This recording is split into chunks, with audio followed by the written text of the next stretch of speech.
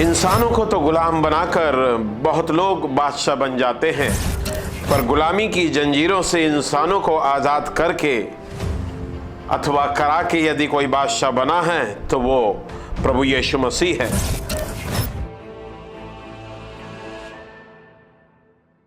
परंतु आज भी हम, मेरे प्रिय विश्वासियों, इसके अंदर फंसे हुए हैं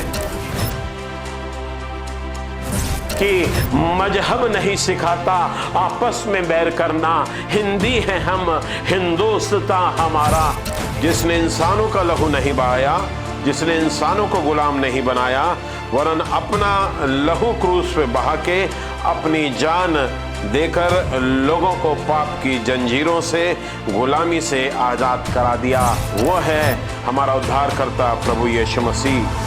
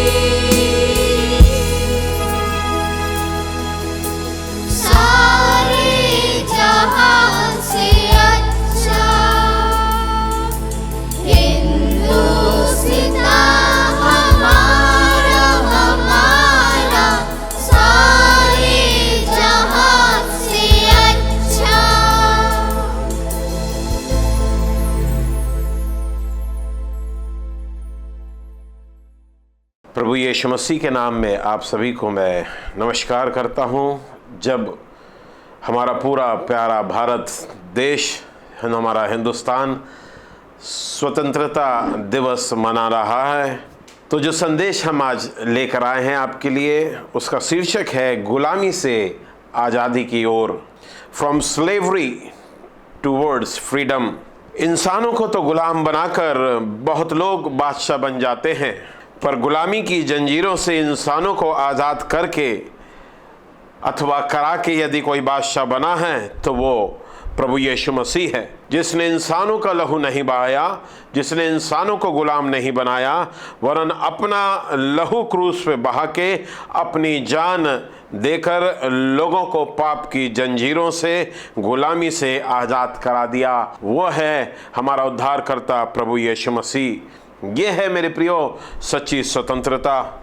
जो बात है वो ये है कि अक्सर लोग कहते हैं कि अंग्रेजों के समय में मसीहत भारत में आई, परंतु वास्तविक रीति से यदि हम देखें तो अंग्रेजों ने भारत में 200 वर्ष राज्य किया, परंतु मसीहत भारत में 2000 वर्ष पूर्व जो यीशु मसीह का शिष्य था थोमा, वो भारत के खूबसूरत प्रांत केरल में आता है प्रभु यीशु मसीह के संदेश को लेकर। 2000 वर्ष पहले भारत में मसीहत आई। जब हम गुलामी से आज़ादी की ओर इस संदेश को सुन रहे हैं, तो जो आज़ादी हमेशा मनुष्य जाति के संघर्ष का कारण रही है, परमेश्वर ने हर एक मनुष्य के अंदर स्वतंत्र इच्छा शक्ति दी है। God has given to every mankind a free will, ताकि वह ऐसी चीजों की चाह सके जो परमेश्वर चाहता है। लेकिन मनुष्य ने पाप में गिरने के साथ साथ मनुष्य ने अपने आप को गुलामी में पाया,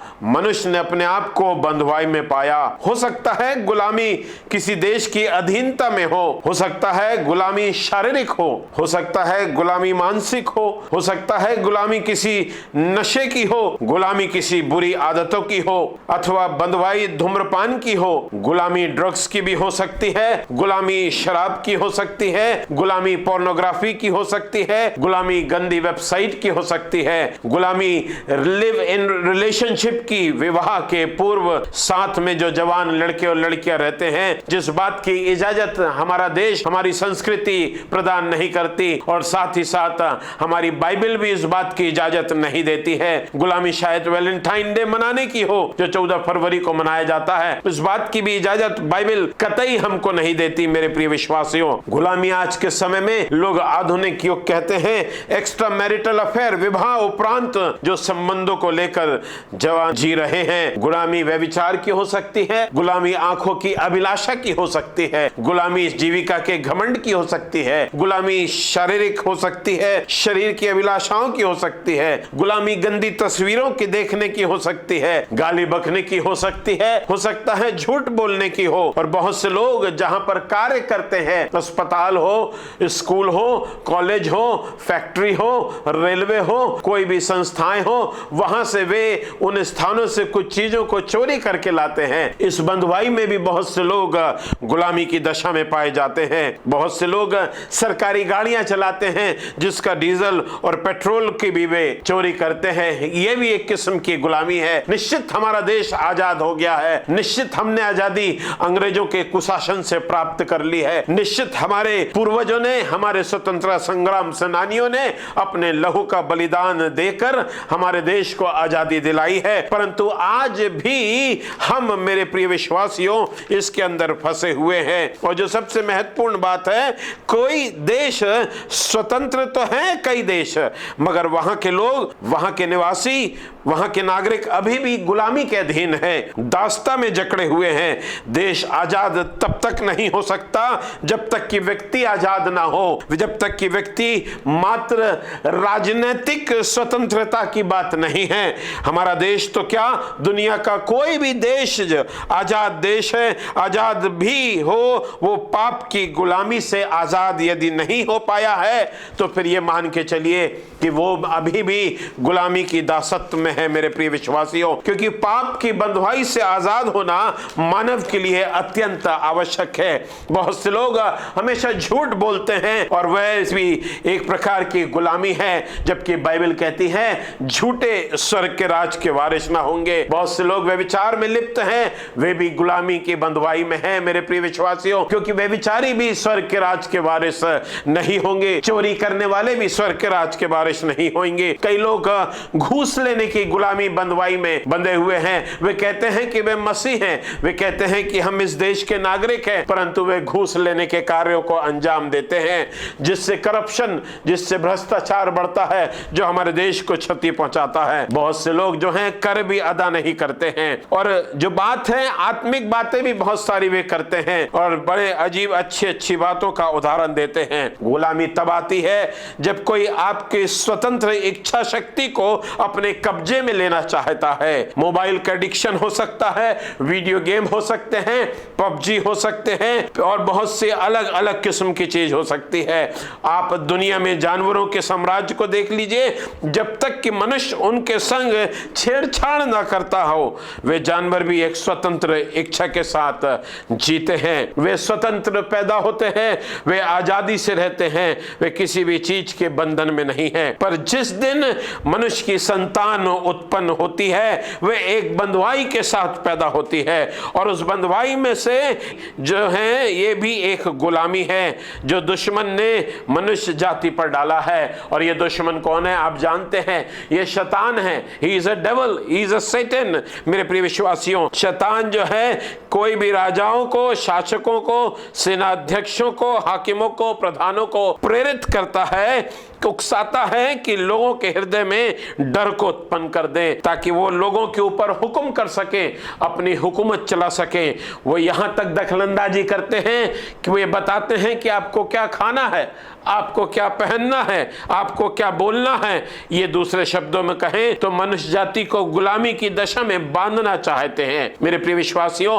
और जो बात गुलाम की है वो कुछ इस प्रकार से बताना चाहता हूं, क्योंकि जो गुलाम होते हैं उनके पास खुद की स्वतंत्रता नहीं होती है। जो गुलाम होते हैं उनके पास जीने का अधिकार नहीं होता है। जो गुलाम के पास अपने से कुछ बोलने का अधिकार नहीं होता है। गुलाम के पास स्वयं की रक्षा करने का अधिकार नहीं होता है। गुलाम के पास समझौता करने का अधिकार नहीं होता है। गुलाम के पास न्याय की दुहाई देने का अधिकार नहीं होता है। गुलाम के पास अपनी अभिव्यक्ति की आजादी नहीं होती है। बाइबल में एक जवान लड़का मुझे याद आता है जिसके भाई उससे नफरत करते हैं, और ये सबसे छोटा भाई था, और उसके तमाम भाई उससे जलन करने के कारण, नफरत करने के कारण उसको इस्माइलियों के हाथ में बेच देते हैं। और एक अच्छा स्वतंत्र लड़का वो गुलामी में चला गया, वो दासत्व में चला गया, वो बंधुआई में चला गया मेरे प्रिय विश्वासियों, और गुलामों का जीवन जीने लगा। अब उसके पास कोई अधिकार नहीं है अपने कुछ कहने के, अब उसके पास कोई आजादी नहीं है, अब उसके पास कोई परिवार नहीं है। क्यों? क्योंकि वो गुलामी की ओर चला गया है। और मैं आपसे कहना चाहता हूं, जो सबसे महत्वपूर्ण बात है वो ये है कि 200 सालों की गुलामी की जंजीरों से जकड़े रहने के बाद, कई कष्टों को उठाने के बाद, हजारों लोगों को जेल खानों में डालने के बाद, हजारों लोगों को मौत के घाट उतारने के बाद, लाखों हिंदुस्तानियों के बलिदानों के बाद, हजारों को फांसी दिए जाने के बाद, तोप के ऊपर उनको बांध के उड़ा देने के बाद, जलियांवाला बाग त्रासदी होने के बाद, कत्लेआम इस देश में जब मचा, अंग्रेजों की गुलामी से महात्मा गांधी की अगुवाई में भारत देश ने और उनके संग अन्य जन जो थे, सरदार वल्लभ भाई पटेल, पंडित जवाहरलाल नेहरू, सुभाष चंद्र बोस, मेरे प्रिय विश्वासियों, बाल गंगाधर तिलक और चंद्रशेखर आजाद, भगत सिंह, और यदि नाम लूंगा तो लंबी चौड़ी लिस्ट है। इन सबों ने, हजारों लोगों ने अपना बलिदान भारत देश को गुलामी से स्वतंत्र करने के लिए अपने प्राणों का बलिदान दे दिया। इनमें से बहुत लोग मौत के घाट उतार दिए गए। फिर भारत देश आजादी की ओर अग्रसर होता है। हम धन्यवाद देते हैं प्रभु को जिसने हमें जीवन दिया है। हम धन्यवाद देते हैं प्रभु यीशु मसीह को जिसने हमें पापों की गुलामी से मुक्त कराया है। हम धन्यवाद देते हैं कि प्रभु यीशु मसीह ने हमें आत्मिक स्वतंत्रता प्रदान करी है। हम धन्यवाद देते हैं प्रभु यीशु मसीह ने हमको मृत्यु से मुक्त करा दिया, और पौलुस कहता है, हे मृत्यु तेरा डंक कहां। हम धन्यवाद देते हैं यीशु मसीह का कि उसने अनंत जीवन का मार्ग सारी मानव जाति के लिए खोल दिया। और हम परमेश्वर पिता का धन्यवाद देते हैं कि हम एक ऐसे देश में रहते हैं जो कि स्वतंत्र है। हमारे देश में मनुष्यों को अपने विचारों को व्यक्त करने की आजादी है। हमारे देश में अपना पक्ष रखने की स्वतंत्रता है, अभिव्यक्ति की आजादी है, क्योंकि अब हम स्वतंत्र देश के स्वतंत्र नागरिक हैं। हमारा जो संविधान है वो प्रजातांत्रिक ढांचे पर बना हुआ है, सत्य पर आधारित है, और इसी आधार पर हम स्वतंत्रता को मनाते हैं और स्वतंत्रता का अनुभव करते हैं। पूरे देश में स्वतंत्रता दिवस मनाया जा रहा है। हमारा भारत रात दिन प्रगति कर रहा है और प्रगति की ओर अग्रसर है। मेरे प्रिय विश्वासियों, भारत की संस्कृति पूरे विश्व में विख्यात है। भारत जो है अनेकता में एकता वाली जो बात है सिर्फ भारत देश में पाई जाती है। भारत देश जो है मेरे प्रिय विश्वासियों हमें सिखाता है कि मजहब नहीं सिखाता आपस में बैर करना, हिंदी है हम, हिंदुस्ता हमारा। ये खूबसूरती जो है भारत के उत्तर में, दक्षिण में, पूर्व में, पश्चिम में हर जाति समुदाय भाषा के लोग रहते हैं, पर मेल मिलाप से रहते हैं। मेरे प्रिय विश्वासियों, स्वतंत्रता प्राप्त करने के लिए हमारे देश ने बहुत बड़ी कुर्बानियां दी हैं। हमारे देश में बहुत से लोग शहीद हुए हैं, हजारों लोग, लाखों लोग बेघर बार हो गए। मेरे प्रिय विश्वासियों, और सबसे बड़ी बात, इन सब के शहीद होने के कारण हम सब आज स्वतंत्रता प्राप्त कर चुके हैं। यदि आपको स्वतंत्रता की कीमत जाननी है, यदि आप जानना चाहते हैं कि कैसे लोग गुलामी में रहते हैं, तो उन देशों में जाइए जो देश आज भी आजाद नहीं है, जहां पर मनुष्य के संग कैसा व्यवहार किया जाता है, तब हमको स्वतंत्रता की कीमत पता चलेगी। मेरे प्रिय विश्वासियों, आज हम स्वतंत्र देश में जीवित हैं और उस स्वतंत्रता का लाभ उठा रहे हैं जिसमें स्वतंत्रता का जीवन हम जी रहे हैं। अपनी बात कह सकते हैं, अपनी बातों को कहने के लिए हमारे पास भाव है, हमारे विचार हैं और हमारे विचारों को हम व्यक्त कर सकते हैं। हमने स्वतंत्रता प्राप्त कर ली है। हमारे संविधानों में स्वतंत्रता के प्रावधान है। स्वतंत्रता हमारे संविधान की आत्मा है। हमें स्मरण रखना है कि स्वतंत्रता के लिए कीमत चुकाई गई है, जो मेरे और आपको समझना है। मेरे प्रिय विश्वासियों, ये जो कीमत चुकाई गई है हमारे स्वतंत्रता के लिए, ये हमारे लिए बहुत ही महत्वपूर्ण है, जिसके बारे में आपसे चर्चा करना चाहता हूं। बहुत लंबा चौड़ा संदेश नहीं है, बहुत संक्षिप्त में है। और ये जो कीमत है प्रभु यीशु मसीह ने भी चुकाई है। हमको पाप की गुलामी से आजाद करने के लिए यीशु मसीह ने अपने प्राणों का बलिदान कलवरी के क्रूस पे देके मानव जाति को शैतान की गुलामी से स्वतंत्र करा दिया, आजाद करा दिया। परमेश्वर ने मनुष्यों को अपने स्वरूप में सृजा। God created mankind in his own image, परंतु उसने, मनुष्य ने अपने को जो अधीन नहीं रखा, बल्कि उसको परमेश्वर ने अपने कब्जे में नहीं रखा, परंतु परमेश्वर ने स्वतंत्र कर दिया। परमेश्वर ने मनुष्य को स्वतंत्र इच्छा दी। परमेश्वर चाहता तो अपने पास रिमोट कंट्रोल हमारा रख सकता था कि वो हमको संचालित करता, परंतु परमेश्वर ने ऐसा नहीं करा। परमेश्वर ने हमें स्वतंत्र कर दिया। परमेश्वर ने हमें विचार करने के लिए स्वतंत्रता दी है। उन विचारों को व्यक्त करने की परमेश्वर ने स्वतंत्रता दी है। अपने विचारों पर निर्णय करने की स्वतंत्रता भी उसी ने हमें दी है। परमेश्वर चाहता था कि मनुष्य पूर्ण रूप से स्वतंत्र हो। मेरे प्रिय विश्वासियों, मुझे एक घटना याद आती है। मूसा जो है अपने ससुर इत्रों की भेड़ों को चरा रहा है और वहां पर्वत के पास एक जलती हुई झाड़ी उसको निर्गमन 3 अध्याय में वहां पर दिखाई देती है। और जो ही वहां पर पहुंचता है, परमेश्वर उससे कहता है, मूसा मूसा, Moses Moses, I am so I am. मैंने अपने लोगों का कराहना सुना है, मैंने अपने लोगों के आंसुओं को देखा है, मैंने अपने लोगों की गिड़गिड़ाहट को देखा है, मैंने अपने लोगों की, इजराइलियों के परिश्रम को देखा है जो मिस्रियों के यहां पर वो करा रहे हैं, और अब मैं तुझे आज्ञा देता हूं कि तू उन्हें आजाद करा ले। मूसा उन तमाम लाखों लोगों का उस स्वतंत्रता संग्राम का अगुवा बनता है। और फिर हम जानते हैं कि फिरौन जो है कैसा विरोध करता है, फिर हम जानते हैं कि फिरौन जो है कैसा प्रताड़ित करना प्रारंभ करता है इजराइलियों को, और दुगना काम बढ़ा देता है, और दुगनी मजदूरी को और जो है नहीं देता है, और चौगुना काम करने को बोल देता है। परंतु परमेश्वर कहता है कि इन्हें स्वतंत्र करो कि ये मेरी आराधना कर सके। फिरौन वहां चुनौती देता है, which God you are talking, तुम कौन से परमेश्वर की बात कर रहे हो? I am God. फिरौन कहता है मैं जो, क्योंकि उस वक्त विश्व में डंका बजता था मिस्र का, उस वक्त पूरे मिस्र का जो फाइनेंस थी पूरे दुनिया में नाम था, उसके तमाम जो पिरामिड हैं विश्वविख्यात हैं, उसके तमाम कार्यों को विश्व में सराहा जाता था। परंतु परमेश्वर जब निर्णय लेता है तो फिर दुनिया उसको रोक नहीं सकती।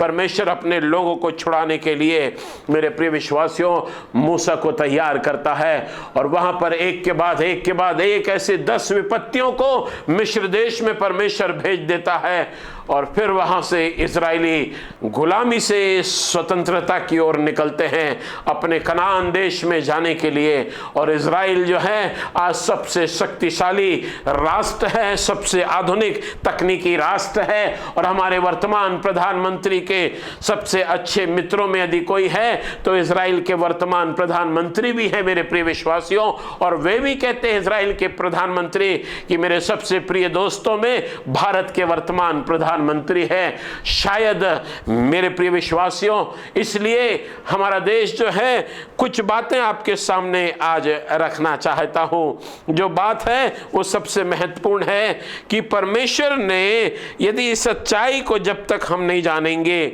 और वो ये है कि यीशु मसीह कहता है मत्ती 4 में कि प्रभु यहोवा का आत्मा मुझ पर है, क्योंकि यहोवा ने इसलिए मुझे भेजा है कि मैं बंधुओं को छुटकारे का सुसमाचार प्रचार करूं।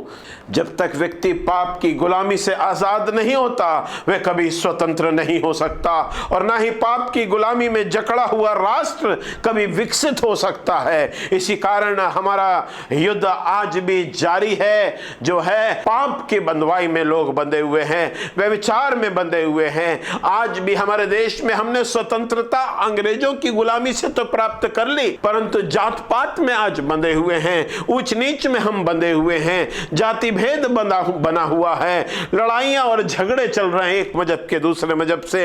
बहुत से समाजों में कहा जाता है कि हमें लड़की नहीं चाहिए, हमें लड़का चाहिए। मेरे प्रिय विश्वासियों, बहुत सी जगह दहेज प्रथा आज एक अभिशाप बन चुकी है, और बहुत सी जगह गोरे और काले, कई दुनिया के दूसरे देशों में अभी भी मतभेद माना जाता है। दुनिया के अंदर हमने स्वतंत्रता तो प्राप्त कर ली है, परंतु क्या वास्तविक रीति से जिन बातों का मैंने अभी वर्णन किया, क्या इनसे हमने स्वतंत्रता प्राप्त करी है? इसलिए हमें केवल शारीरिक स्वतंत्रता ही मात्र प्रमुख नहीं है हमारे देश के अंदर, वरन हमें आत्मिक स्वतंत्रता भी जरूरी है। इन गुलामी से आजाद जब होंगे हम, जब आत्मिक स्वतंत्रता हमें मिलेगी, जब पाप के बंधन से आजादी होगी, जब तमाम गलत बातों से आजादी हमें मिलेगी, जब ईर्ष्या से हम गुलामी, ईर्ष्या की गुलामी से हम स्वतंत्र हो जाएंगे, हम जलन की गुलामी से हम स्वतंत्र हो जाएंगे, हम द्वेष की गुलामी से स्वतंत्र हो जाएंगे,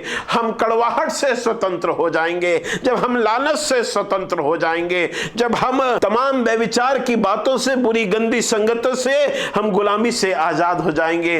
बैरभाव, ईर्ष्या, द्वेष, कड़वाहट, नकारात्मक बातें, बुराइयां और नफरत और जलन, ये भी एक गुलामी की जंजीरें हैं जो शैतान ने मानव जाति को बांध रखी हैं। और जब तक हम इससे आजाद नहीं होंगे, हमारा आत्मिक जीवन आज भी गुलामी में शैतान की रहेगा, कैद में रहेगा। जो बात है आपके सामने वो ये है कि यीशु मसीह हमें शारीरिक आत्मिक स्वतंत्रता देता है। स्वतंत्रता का मतलब ये नहीं होता कि जैसा हमारे मन में आए हम वैसा करें, परंतु हमें प्रभु के वचन पर चलना बहुत जरूरी है हमारे जीवन के अंदर। ठीक उसी प्रकार से जैसा हमारा देश स्वतंत्र तो है, परंतु उसका एक संविधान है, संविधान की अवहेलना हम करेंगे हमें सजा हो जाएगी।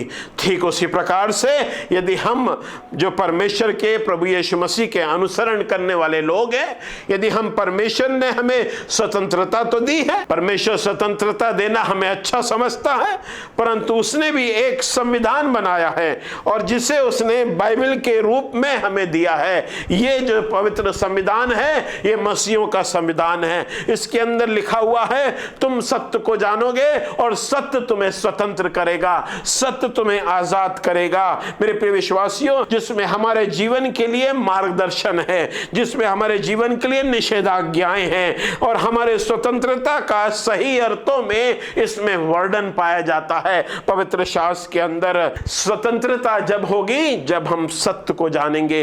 और सत्य क्या है? तुम सत्य को जानोगे, सत्य तुम्हें आजाद करेगा। और जो बात है सत्य को हम जब जानेंगे जब हम परमेश्वर के वचन पे चलेंगे।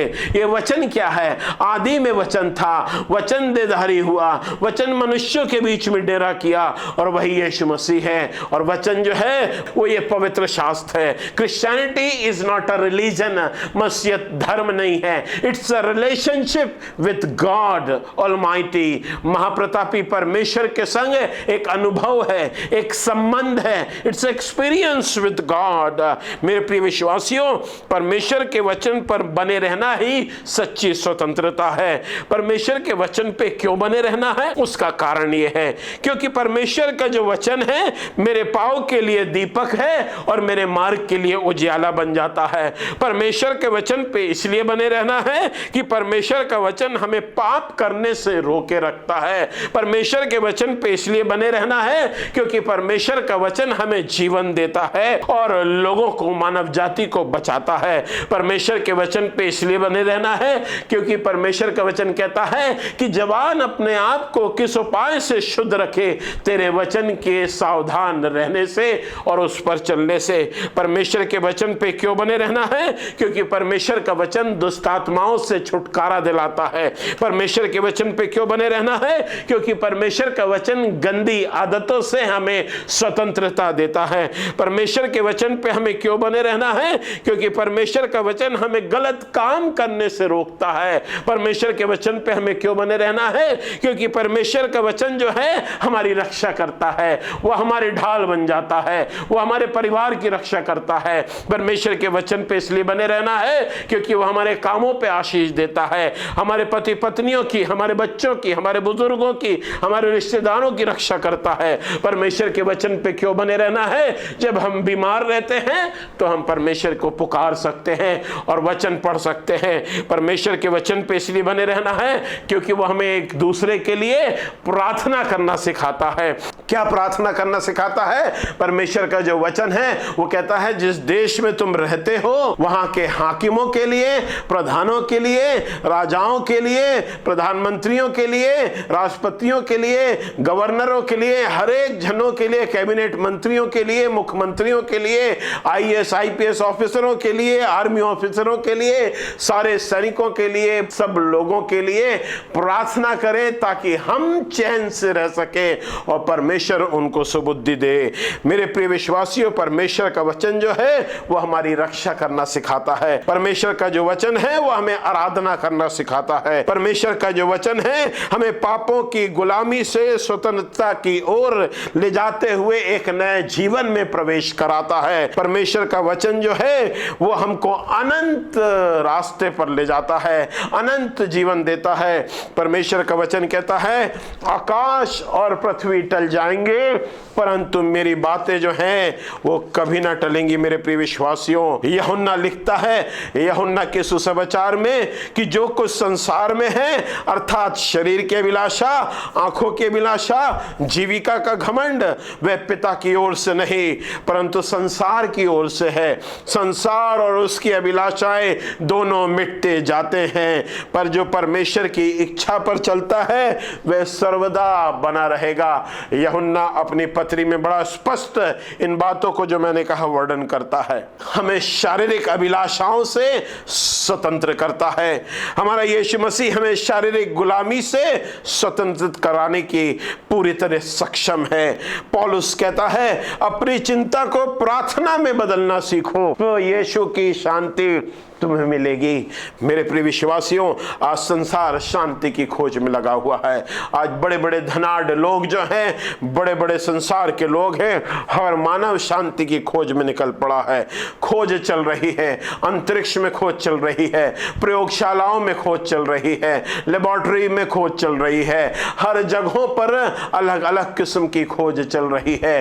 परंतु मानव जो है आज भी गलत बातों में फंसा हुआ है। हम कितनी भी तरक्की कर जाएं, परंतु पाप के बंधन में यदि हम हैं, नफरत में हैं, ईर्ष्या में हैं, द्वेष में हैं। और सबसे बड़ी बात आपको बताना चाहता हूं कि जो मनुष्य को प्रत्येक दिन अपने जीवन में देखता है, यदि उससे प्रेम नहीं कर सकता तो उस परमेश्वर को जिसने मानव को बनाया है उसको तो उसने देखा भी नहीं है। उससे कैसे प्रेम करेगा, उसकी आराधना कैसे करेगा, जब तक कि हम इंसानों को, मानव को जो रोज देखते हैं उनसे पहले प्रेम करना सीख ले, तब हम परमेश्वर से प्रेम करना सीखेंगे। दूसरी बात जो है, स्वतंत्र होने के लिए हमें अनुशासित होना बहुत जरूरी है। We must be very much in discipline to have freedom in our life.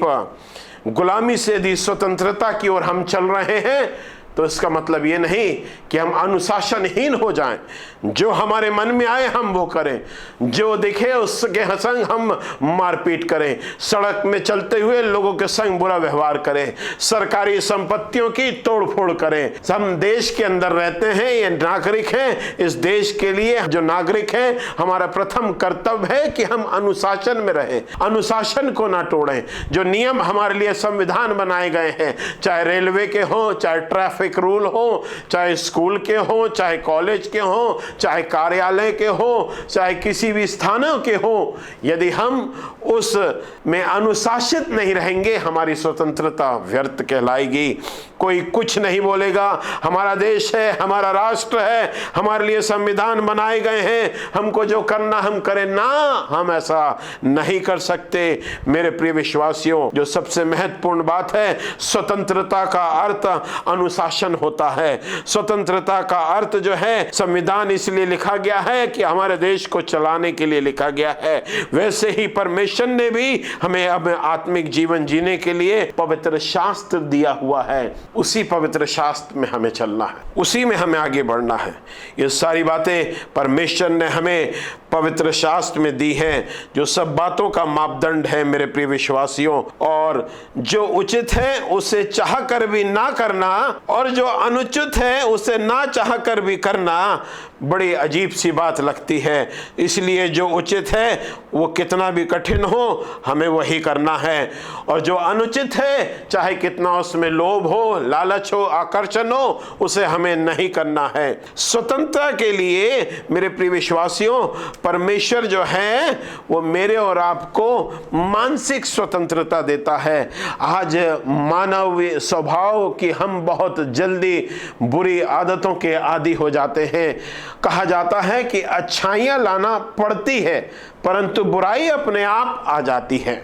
जीवन में उस समय हम मानसिक रूप से गुलाम हो जाते हैं जब हम भयभीत हो जाते हैं।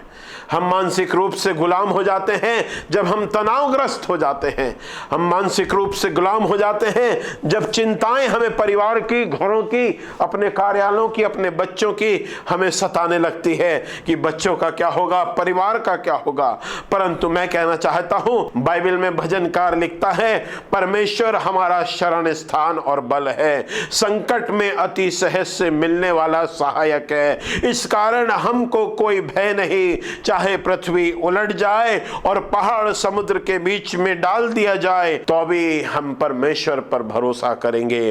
पौलुस लिखता है, मेरे लिए जीना मसीह है और मर जाना लाभ है। जीवन में अब कोई मानसिक समस्या नहीं बाकी रही, क्योंकि मसीह ने हमें स्वतंत्र कर दिया है। मेरे प्रिय विश्वासियों, जो मैं अनुशासन की बात कर रहा हूं। एक सैनिक जो कर्नल था, माफ कीजिएगा सैनिक नहीं, जो कर्नल थे वो परमवीर चक्र विजेता थे और उन्होंने कई युद्ध में अगुवाई करी थी और भारत को कई युद्धों में जीत दिलाई थी। परंतु जब रिटायर होके अपने गांव पहुंचते हैं, अपने निवास स्थान में, पैतृक गांव में पहुंचते हैं, तो जो उनके अंदर अनुशासन सेना में रहते हुए था वो अनुशासन समाप्त हो जाता है। वहां पर कुछ मित्रों के संग मिलकर वो नशे का सेवन करना प्रारंभ कर देते हैं और अत्यधिक शराब पीने लगते हैं कि अल्प आयु में वो अल्कोहलिक हो जाते हैं और उनके जीवन का प्राणांत हो जाता है। इन्होंने सेना में रहते हुए बड़ा अनुशासन में जीवन जिया, सब कुछ अच्छे युद्ध जीते, परमवीर चक्र इनको सरकार ने प्रदान किया, परंतु जब सेना से बाहर आए तो इन्होंने अपने अनुशासन को तोड़ दिया। क्या हम भी ऐसे ही तो नहीं कर रहे हैं कि जो हम अनुशासन में हमें जीना है, आत्मिक रास्तों पर चलना है, परमेश्वर ने स्वतंत्रता दी है, उसका हम अवहेलना ना करें। जो वचन हमें दिया है उसके वचन में हम बने रहें, उसके वचन में हम चलते रहें। मेरे प्रिय विश्वासियों, ये मेरे और आपके लिए अत्यंत आवश्यक है। और एक और बात कह के समाप्त करना चाहता हूं, जो स्वतंत्रता है मेरे प्रिय विश्वासियों, वो ये है कि परमेश्वर हमें आत्मिक स्वतंत्रता भी देता है। मानसिक बस नहीं देता है, शारीरिक बस नहीं देता है, परंतु आत्मिक स्वतंत्रता देता है। वो इस प्रकार से है कि जो बाइबल यहाँ पर बड़ा स्पष्ट लिखती है कि मनुष्य की सबसे बड़ी बीमारी पाप है। एक ऐसी बीमारी जो जीवन में शोक लाती है, जो जीवन में दुख लाती है, जो जीवन में परमेश्वर से अलगाव लाती है, जो शैतान की गुलामी में ले जाती है, जो जीवन में खालीपन लाती है, जो जीवन में सूनापन लेकर आती है, जो जीवन में अकेलापन लेकर आती है। यदि हम आत्मिक स्वतंत्रता खो देंगे, वचन पढ़ना बंद कर देंगे, परमेश्वर से प्रार्थना करना बंद कर देंगे। किसी ने यूं कहा है, यदि संवाद बना रहेगा तो रिश्ते कायम रहते हैं, वैसे यदि परमेश्वर से हमारा संवाद बना रहेगा तो परमेश्वर से रिश्ता कायम रहेगा। और वो संवाद है परमेश्वर का वचन, वो संवाद है परमेश्वर से प्रार्थना करना, वो संवाद है परमेश्वर के आत्मिक गीतों को गाना, संसारिक पिक्चर के गीतों को नहीं, संसार के पिक्चरों को देखने की बात नहीं हो रही है। पाप करने के पूर्व जितना आकर्षक दिखाई देता है, करने के पश्चात उतना ही अधिक घातक हो जाता है। पाप करने के पूर्व जितना उजला प्रतीत होता है, करने के बाद उतना ही अधिक अंधकारपूर्ण हो जाता है। पाप करने के पूर्व जितना सुखद प्रतीत होता है, जितना अच्छा हमको मुकम्मल जान पड़ता है, करने के बाद उतना ही दुखद परिणाम आ जाते हैं। क्योंकि जो बात कर रहा हूं वह आत्मिक स्वतंत्रता की बात कर रहा हूं। पाप करने के पूर्व जितना आनंददायक है, बात को उतना ही कष्टदायक है, क्योंकि बाइबल कहती है पाप की मजदूरी मौत है। और इसी गुलामी से आजादी देने के लिए प्रभु यीशु मसीह ने कलवरी के क्रूस पे एक कीमत चुकाई है, एक बलिदान चुकाया है। और वो बलिदान जो है, आज संसार में शैतान ने पाप को आकर्षक बना दिया है, फैशनेबल बना दिया है, लोगों को अपनी तरफ आकर्षित कर रहा है। मेरे प्रिय विश्वासियों, जिस प्रकार से कि जैसा चूहा पकड़ने के लिए चूहेदानी में रोटी रखी जाती है या मिठाई का टुकड़ा रखा जाता है और वो बड़ा आकर्षक दिखाई देता है, परंतु जो ही चूहा अंदर जाता है उसकी जान फंस जाती है। पाप करने में बड़ा आकर्षक लगता है, बड़ा खूबसूरत दिखाई देता है, परंतु पाप करने के बाद हमारी आत्मिक मृत्यु हो जाती है, जैसे आदम और हव्वा की हो गई। उन्होंने आत्मिक मृत्यु को प्राप्त किया। हमारे जीवनों में शैतान इसी प्रकार बहुत सारे आकर्षक ढंग से पाप को प्रस्तुत करता है। आज आवश्यकता यह है कि हम प्रभु यीशु को अपना जीवन पूर्णतः सौंप दें। आज आवश्यकता यह है, गुलामी से स्वतंत्रता की ओर जब हम चल रहे हैं, स्वतंत्रता दिवस की वर्षगांठ हम मना रहे हैं, तो जरूरी है कि हम मसीहों को, हम नागरिकों को एक अनुशासित जीवन जीना है। जरूरी है कि हमारे लिए जो बात है, स्वतंत्रता जो है वो एक मानसिक स्वतंत्रता देता है। स्वतंत्रता हमें आत्मिक स्वतंत्रता देती है, और स्वतंत्रता जो है वो हमें परमेश्वर के वचन पर चलना सिखाती है। मेरे प्रिय विश्वासियों, पाप हमें करने में बड़ा अच्छा लगता है, परंतु पाप की मजदूरी मौत है। और यही तो खूबसूरती है।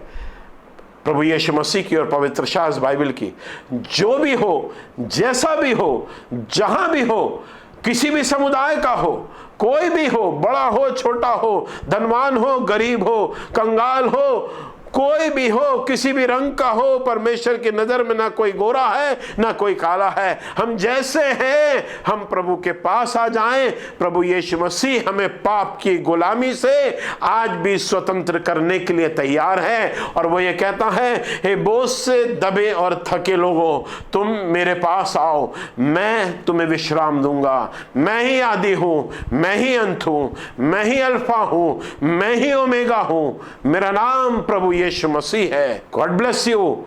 परमेश्वर आप सबों को आशीष दे। Thank you very much. Media partner NRS Blessings Studio. You are watching Listen to Christ YouTube channel.